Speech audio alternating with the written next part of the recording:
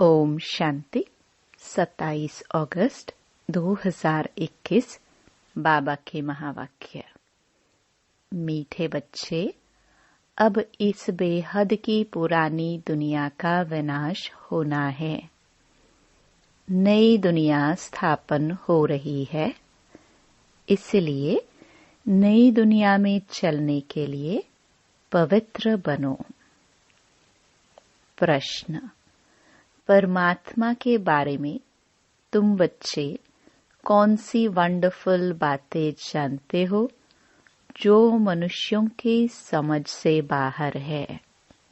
उत्तर: तुम कहते हो जैसे आत्मा ज्योति बिंदु है, वैसे परमात्मा भी अति सूक्ष्म ज्योति बिंदु है। यह वंडरफुल बातें मनुष्यों की समझ से बाहर है। कई बच्चे भी इसमें मूंझ जाते हैं। बाबा कहते, बच्चे मूंझो मत। अगर छोटे रूप में याद नहीं रहती तो बड़े रूप में याद करो। याद जरूर करना है। गीत। रात के राही थक मत जाना। ओम शांति। रूहानी बच्चों को रूहानी बाप बैठ समझाते हैं, इसलिए बच्चों को आत्म अभिमानी हो बैठना है। ऐसा और कोई जगह समझाया नहीं जाता। कोई भी साधु संत ऐसे नहीं समझाते कि आत्म अभिमानी हो बैठो। यह एक बाप ही समझाते हैं और किसको कहने आएगा नहीं। यह युक्ति कोई बता नहीं सकेंगे।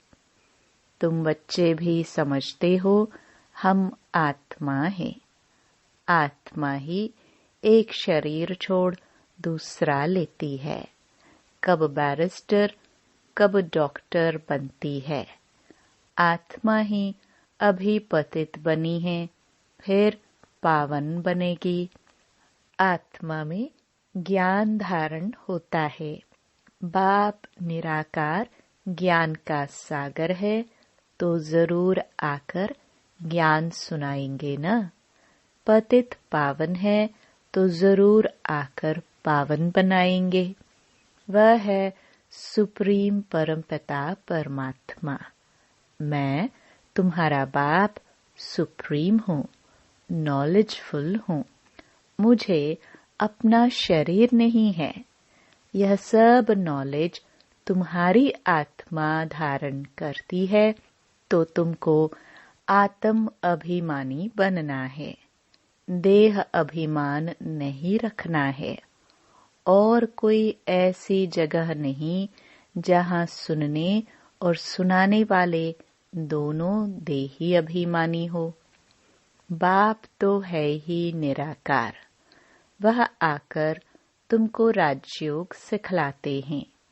बाकी सब मनुष्य है ही देह अभिमानी। भल इन लक्ष्मी नारायण के लिए कहेंगे, यह आत्म अभिमानी थे, फिर भी देह भान तो रहता है ना। यह ज्ञान परमपिता परमात्मा ही आकर देते हैं। आत्मा को धारण करना होता है। आत्मा को ही पतित से पावन होने की युक्ति बताते हैं। अभी सारी दुनिया का डाउनफॉल है, फिर राइज करने आते हैं। यह तुम बच्चे जानते हो। डाउनफॉल मना डिस्ट्रक्शन, राइज मना कंस्ट्रक्शन। स्थापना और विनाश। स्थापना किसकी? नई दुनिया की, स्वर्ग की स्थापना। और फिर पुरानी दुनिया, हेल, नरक का विनाश। डिस्ट्रक्शन और कंस्ट्रक्शन। कलयुग है पुरानी दुनिया, इसका विनाश जरूर चाहिए। विनाश की निशानी यह महाभारी महाभारत लड़ाई है। महाभारत का वृत्तांत महाभारत शास्त्र में दिखाते हैं। बाप ब्रह्मा द्वारा स्थापना करते हैं, सो तो जरूर नई दुनिया की करेंगे ना। यह है बेहद का विनाश और बेहद की स्थापना। बाप ही नया मकान बनाएंगे बच्चों के लिए, फिर पुराना जरूर खलास कराएंगे। तुम समझते हो बाबा अब नई दुनिया स्थापन कर रहे हैं। तमो प्रधान से फिर सतो प्रधान बनाने के लिए हमको तैयार कर रहे हैं। विनाश के लिए महाभारत की लड़ाई मशहूर है। कहते हैं यह वही समय है। वही स्टार्स आकर आपस में मिले हैं जो महाभारत के समय थे।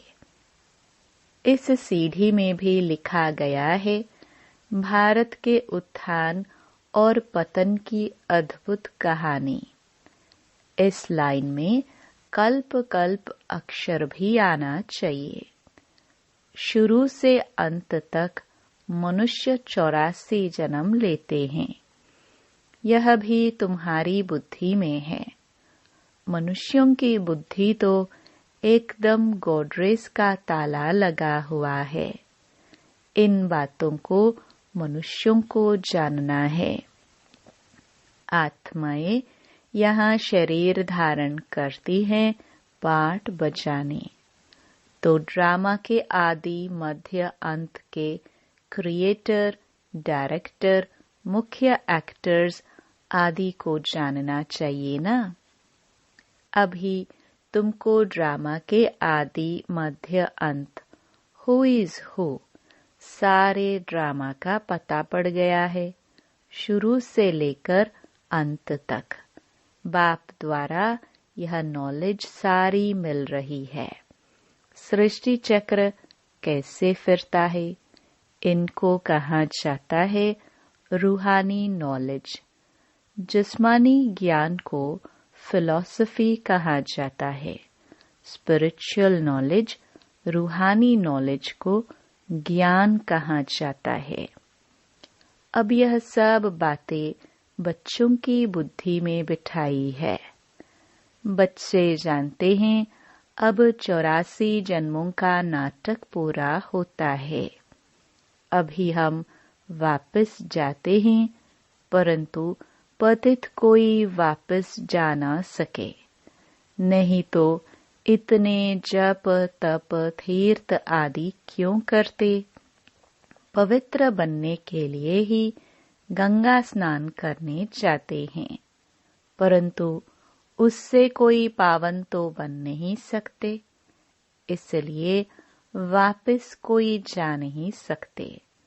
गपोड़े तो बहुत लगाते हैं कि फलाना पार निर्वाण धाम गया, ज्योति ज्योत समाया। बाप ने समझाया है वापस कोई जाता नहीं है। सब एक्टर्स यहाँ ही है। अभी नाटक पूरा होता है तो सभी स्टेज पर खड़े हुए हैं। अभी सब यहाँ मौजूद हैं। मनुष्यों को पता नहीं कि बौद्धि, क्रिश्चियन आदि कहाँ हैं। तुम समझते हो जो सब आत्माएं ऊपर से यहाँ आई है, वह सब इस समय तमो प्रधान है। तमो प्रधान से सतो प्रधान कल्प पहले भी बने थे। बाप ही आकर स्थापना विनाश कराते हैं। कहते भी है यह ज्ञान राजाओं का राजा बनाने वाला है। यह बेहद के बाप ने कहा है कि मैं तुमको राजाओं का राजा बनाता हूँ। कृष्ण तो स्थापना नहीं कराते। क्रिएटर बाप है। बाप ही आकर समझाते हैं कि तुम मुझे बुलाते ही तब हो जबकि सृष्टि पतित है। ऐसे नहीं कि मैं नई सृष्टि रचता हूँ। जैसे दिखाते हैं प्रलय हुई, यह सब रॉन्ग है। मनुष्य बुलाते ही हैं कि हे पतित पावन आओ, तो जरूर पतित दुनिया में आएंगे ना। बाप ही आकर कृष्णपुरी का साक्षात्कार कराते हैं, दिखाते हैं कृष्ण पीपल के पत्ते पर सागर में आया। यह है ठीक बात। नई दुनिया में फर्स्ट कृष्ण ही आते हैं, सागर में नहीं परंतु गर्भ महल में आते हैं।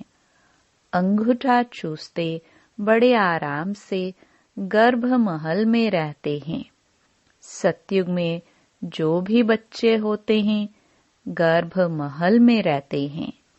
उन्होंने गर्भ महल की बात को फिर सागर के पत्ते पर बैठ दिखाया है। वह सब हैं भक्ति मार्ग की बातें। बाप इन सब शास्त्रों का सार बैठ समझाते हैं। यहाँ गर्भ जेल में रहते हैं, तब कहते हैं हमको बाहर निकालो। फिर हम पाप नहीं करेंगे, परंतु रावण की दुनिया में पाप तो होते ही हैं, फिर भी पाप करने लग पड़ते हैं। तुम आधा कल्प जेल बर्ड्स बन जाते हो। चोर लोगों को जेल बर्ड्स कहते हैं। बाहर निकलते रहते फिर भी चोरी करते रहते हैं और जेल में जाना पड़ता है, इसलिए जेल बर्ड्स कहते हैं। बाप ने समझाया है यह रावण राज्य है, वहां तो यह बातें होती ही नहीं। वह है ही राम राज्य। वहां न गर्भ जेल है और न वह जेल होता है।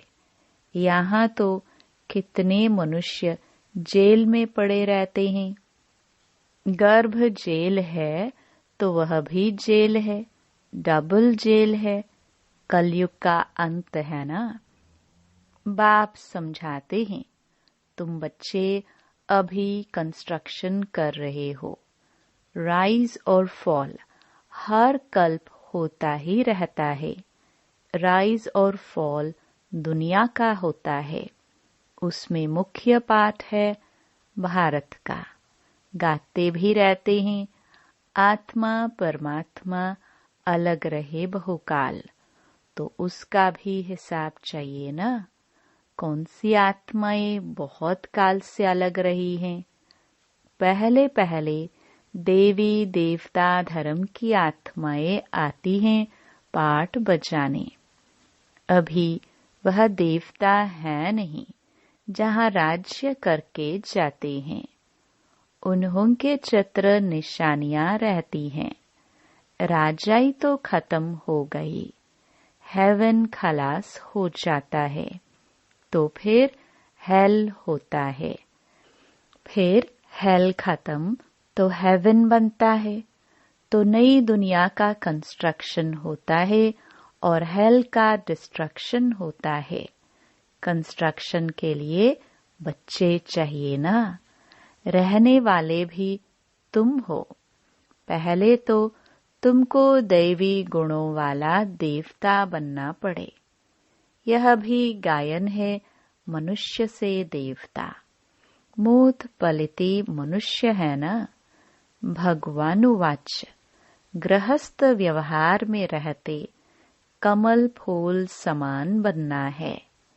यह इस मृत्यु लोक का है ही अंतिम जन्म। इसमें पवित्र बनना है। यह अच्छी रीति समझाना चाहिए। हम यह मृत्यु लोक का अंतिम जन्म पवित्र रहते हैं। बाप कहते हैं इन विकारों पर जीत पाने से तुम विश्व का मालिक बनेंगे। बच्चे भी सुनकर फिर औरों को समझाते हैं कि इस पुरानी दुनिया का विनाश सामने खड़ा है। यह वही महाभारत की लड़ाई है। काम महाशत्रु है, इसलिए प्रतिज्ञा करो। अभी तुम समझते हो हम पवित्र बनते हैं। इस पुरानी दुनिया का विनाश जरूर होना है। उनके पहले पवित्र जरूर बनना है। विनाश होता है फिर तो बात मत पूछो, हाहाकार हो जाता है। बहुत कड़ा मौत है, तुम देख भी नहीं सकेंगे। कोई का ऑपरेशन होता है तो कमजोर लोग ठहरते नहीं, गिर पड़ते हैं।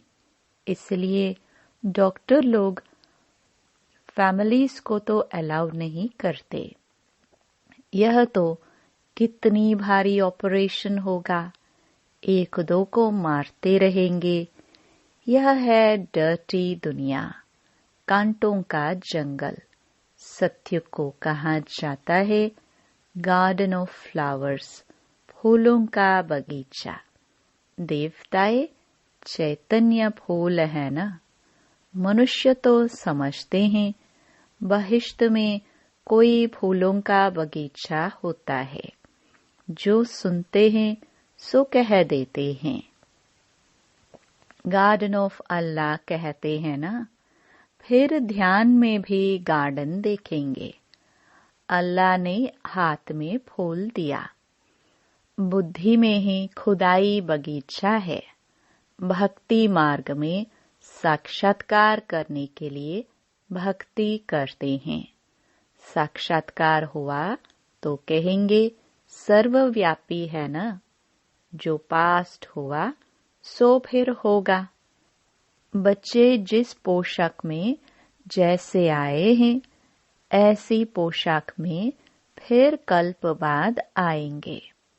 ड्रामा को कोई अच्छी रीति समझते हैं। बाबा के पास कोई आते हैं तो बाबा पूछते हैं आगे कब आए हो। कहते हैं हाँ बाबा, आपसे कल्प आगे भी मिले थे, आपसे वर्षा लेने आए थे। बाप पूछते हैं क्या मर्तबा पाया था। बाबा मम्मा कहते हैं तो जरूर उन्हों के घराने में आएंगे। बाबा कहते हैं ऐसा पुरुषार्थ करो जो ऊंच पद पाओ। यह सब बातें तुम्हारी बुद्धि में हैं। बरोबर लड़ाई भी है। नरक विनाश तो होना ही है। तुम्हारे पास चित्र बड़े फर्स्ट क्लास हैं। यह कृष्ण के 2 गोले वाला चित्र भी छपाना चाहिए।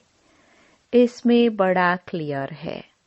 स्वर्ग के द्वार खुलते हैं तो नरक तरफ लात है। तुम्हारा भी मोह है स्वर्ग तरफ। यह तो बिल्कुल एक्यूरेट बात है। जानते हो अभी हमको घर जाना है तो घर को ही याद करना पड़े, पुरानी दुनिया को भूलना पड़े। इसको कहा जाता है बेहद का वैराग्य।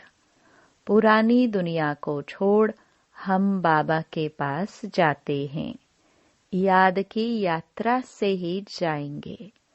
मुख्य है ही याद की बात। याद तो सब करते हैं ना। अभी बाप यथार्थ बात आकर समझाते हैं कि मुझे याद करो। यह है अव्यभिचारी याद, सो भी अर्थ सहित। तुम जानते हो शिव बाबा भी बिंदी है। अपने को भी आत्मा बिंदी समझे, बाप को भी बिंदी समझे। नई बात देख भूल जाते हैं। अपने को आत्मा समझ फिर बाप को और अपने घर को याद करना है। अच्छा, बिंदी छोटी लगती है, घर तो बड़ा है ना। घर को याद करो। बाबा भी वहाँ रहते हैं। हम तुम वहाँ जाएंगे जहाँ बाबा रहते हैं। बिंदी याद नहीं पड़ती है। अच्छा, घर तो याद पड़ता है ना। वह है शांति धाम और वह है सुख धाम। यह है दुख धाम। अभी तुम नंबरवार पुरुषार्थ अनुसार पढ़ रहे हो, फिर सुख धाम में जाएंगे। बाप के बच्चे हैं तो जरूर स्वर्ग की बादशाही चाहिए। कल्प पहले भी शिव बाबा आया था, स्वर्ग की बादशाही दी थी। तुम भूल गए हो। बाप कहते हैं, अभी फिर आया हूँ तुमको देने। कितने बार तुमने राजाई ली और गवाई है, अनगिनत बार वर्षा लिया है, फिर भी ऐसे बाप को भूल क्यों जाते हो। माया के तूफान से बहुत लड़ाई होती है, इसलिए नाटक भी दिखाते हैं। माया उस तरफ खींचती है, प्रभु इस तरफ खींचते हैं। ज्ञान में विघ्न नहीं पड़ते, याद में विघ्न पड़ते हैं। इसमें ही मेहनत है। अब बाप कहते हैं, महारथी बनो। इस पुरानी दुनिया को तो आग लगनी है। इस यज्ञ में सारी पुरानी दुनिया स्वाहा होनी है, तो महावीर भी बनना है। तुम बच्चों को अखंड अटल अडोल राज्य पाना है। तुम्हारा बुद्धि योग बाप के साथ ऐसा रहे, जो भल कितना भी तूफान आए, माया कुछ कर न सके। यह है तुम्हारी पिछाड़ी की अवस्था, जब ट्रांसफर होना होता है। जैसे स्कूल में इम्तिहान पिछाड़ी को होते हैं, तुम्हारी माला भी पिछाड़ी में बनेगी। तुमको बहुत साक्षात्कार होगा। फलाने यह बनेंगे, फलाने ये बनेगा, ये दासी बनेगी, ये सब बताएंगे। उस समय तो कुछ भी कर नहीं सकेंगे, फिर पछताना पड़ेगा। यह हमने क्या किया, श्रीमत पर क्यों नहीं चला। परंतु अंत समय में कुछ हो नहीं सकेगा। ऐसे बहुत पछताते हैं। मनुष्य किसका खून कर फिर बाद में पछताते हैं, परंतु खून तो हो गया, फिर क्या कर सकेंगे। इसलिए बाप कहते हैं, गफलत मत करो, अपना पुरुषार्थ करते रहो। अच्छा, मीठे मीठे सिखिलदे बच्चों प्रति माता पिता बाप दादा का याद प्यार और गुड मॉर्निंग। रूहानी बाप की रूहानी बच्चों को नमस्ते। धारणा के लिए मुख्य सार। पहला, 84 जन्मों का नाटक अभी पूरा होता है। वापस घर चलना है, इसलिए आत्म अभिमानी रह पावन बनना है। देह अभिमान मिटाना है। दूसरा, अर्थ सहित अपने को आत्मा बिंदु समझ बिंदु बाप की अव्यभिचारी याद में रहना है। महावीर बन अपनी अवस्था अडोल अचल बनानी है। वरदान, सर्व आत्माओं के प्रति स्नेह और शुभ चिंतक की भावना रखने वाले देही अभिमानी भव। जैसे महिमा करने वाली आत्मा के प्रति स्नेह की भावना रहती है, ऐसे ही जब कोई शिक्षा का इशारा देता है तो उसमें भी उस आत्मा के प्रति ऐसे ही स्नेह की, शुभ चिंतन की भावना रहे कि यह मेरे लिए बड़े से बड़ा शुभ चिंतक है। ऐसी स्थिति को कहा जाता है देही अभिमानी। अगर देही अभिमानी नहीं है तो जरूर अभिमान है। अभिमान वाला कभी अपना अपमान सहन नहीं कर सकता। स्लोगन: सदा परमात्म प्यार में खोए रहो तो दुखों की दुनिया भूल जाएगी। ओम शांति।